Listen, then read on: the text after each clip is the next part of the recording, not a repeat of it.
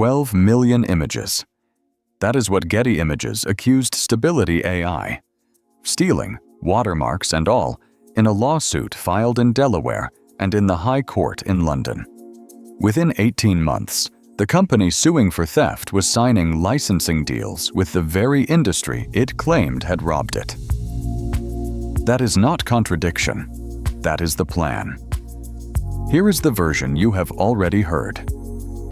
Getty Images, the noble archive, the guardian of photographers' life work, stood up to Silicon Valley recklessness. Stability AI scraped the open web, swept up millions of copyrighted images, trained Stable Diffusion on the backs of uncredited, unpaid artists, and Getty filed suit to defend them. Press coverage loved it. Clean villain, clean victim, a photographer in Ohio versus a server farm. Artists robbed of credit, robbed of royalties, a righteous corporation finally saying enough. It is a satisfying story. It is also almost entirely beside the point. Getty Images did not build an empire on photography. Photography was inventory.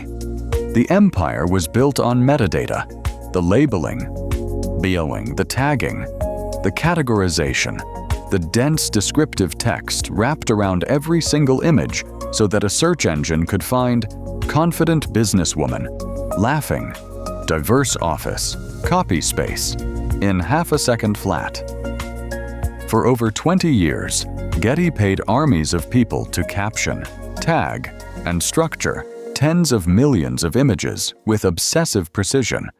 Not because they were building a dataset for artificial intelligence, nobody was thinking that far ahead, but because a licensing search engine is only as good as its labels.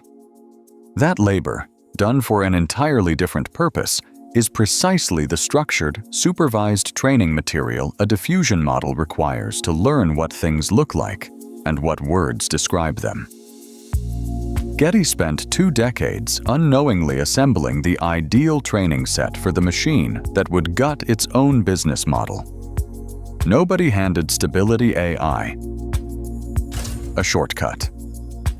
Getty built the shortcut, brick by brick, tag by tag, and left it sitting in public view. And here is the detail most coverage skipped entirely. While the lawsuit was making headlines, Getty quietly launched its own generative AI tool, trained on its own licensed library, indemnified for commercial customers who wanted the speed of AI without the copyright exposure. Getty was not simply defending its industry. Getty was racing to cannibalize its own business before someone else did it for free. You do not build a competing product to the thing you are suing over unless you already know which way the war ends. So ask yourself what that lawsuit actually was.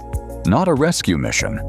A toll collection strategy, filed by a company that understood the technology was not going away and decided the only rational move was to get paid on the way through.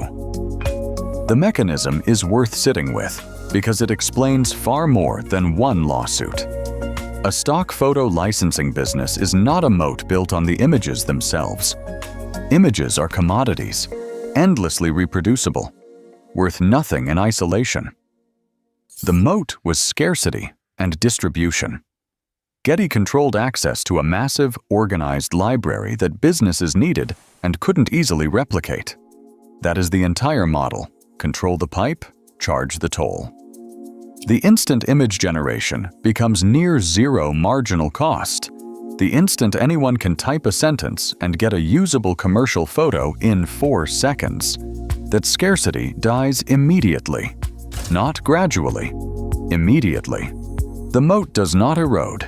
It evaporates. But the metadata survives the collapse because metadata is not a photograph.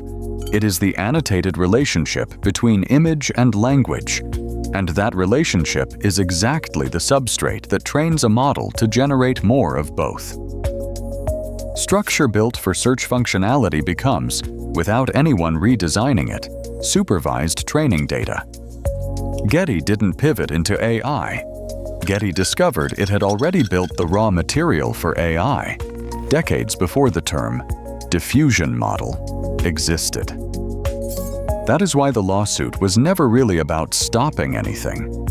It was about repositioning Getty as a claimant on future AI revenue, rather than a warehouse of soon-to-be worthless inventory. Sue first, license second, and let the litigation set the price for the licensing conversation that follows. If you want the mechanism instead of the headline, subscribe. The cases like this post every week. Now the numbers, because this is where the theory gets confirmed in cash. Getty's stock dropped sharply through 2023, hammered by fears that generative AI would make its entire library redundant overnight. Why license a photo when you can generate one for nothing? That was the market pricing Getty as a casualty. Then came the pivot. Getty began striking direct data licensing agreements with AI companies, most notably a partnership with NVIDIA to license visual and metadata assets for training and generation tools, positioning Getty not as a competitor to AI, but as a supplier to it. The stock clawed back a meaningful portion of its losses. The market repriced Getty from dying industry to toll collector on someone else's expansion. Here is the asymmetry nobody wants to say out loud. The photographers who built that library, who shot the stock images, who got paid a flat fee or a few cents per license decades ago, see none of this second payment. Getty is now being paid twice for the same underlying labor, once by the original client who licensed the photo, and again by the AI company licensing the dataset that photo belongs to. The photographer was compensated once for a transaction that has now generated value forever, in perpetuity, on autopilot.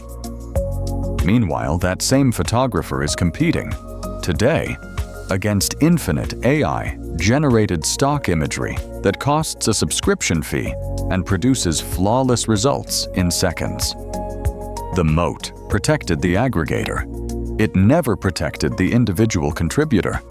It was never designed to. Smaller stock agencies fared worse. No scale, no negotiating leverage, no seat at the table when NVIDIA or Stability or OpenAI came looking for licensing partners. Because nobody licenses a dataset that isn't large enough to matter.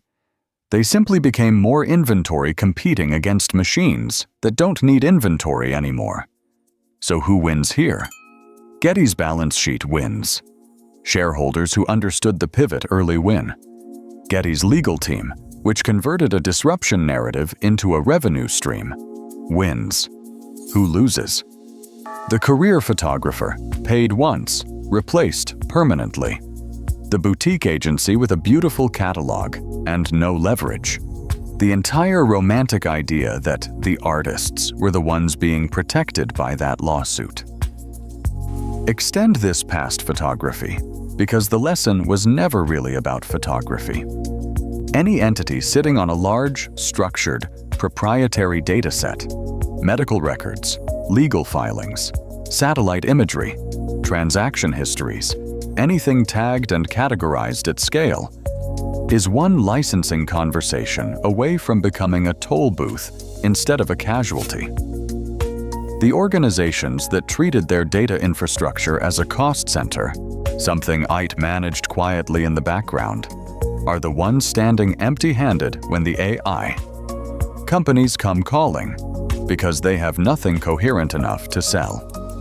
The organizations that understood, even accidentally, that their metadata was sovereign infrastructure, leverage, not overhead, are the ones cutting deals right now, quietly, while everyone else is still writing think pieces about theft. Getty didn't lose the war against artificial intelligence.